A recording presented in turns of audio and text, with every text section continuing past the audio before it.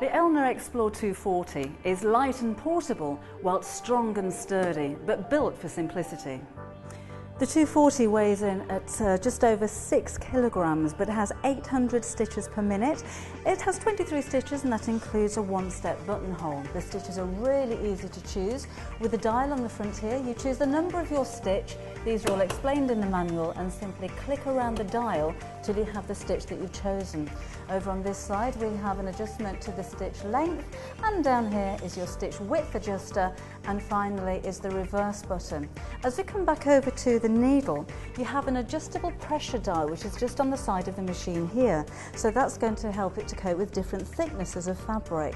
And while we're talking about thicker fabric, it has an extra high lift on the presser foot, so it will go over those multiple layers of fabric and accommodate heavy tasks. Now the feet clip on, so that's really simple. And the extra feet that you're going to get included are your adjustable blind hemming foot, you have a zipper foot, a satin stitch foot, and your automatic buttonhole foot for your one-step buttonholes.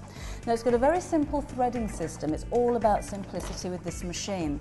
So I'll just thread this up and show you how easy it is to use. On the top of the machine are two spools, so you can use this for twin needle sewing. I'll just use one of those. You bring your thread across the top, and there are diagrams on the machine to tell you where to go. Underneath the first hook, down to the bottom, back up again.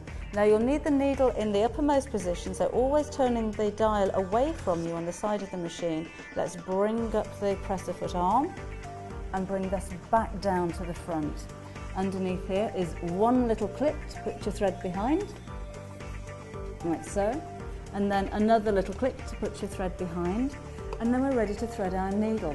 At this point, put your presser foot down, and that engages the tension so that thread is nice and taut. The needle thread is just at the side of the machine here. That pulls down with the needle again in the uppermost position, so make sure that's upright. That puts a tiny hook through the eye of the needle. You draw your thread across the front here, underneath the hook, and then simplicity itself.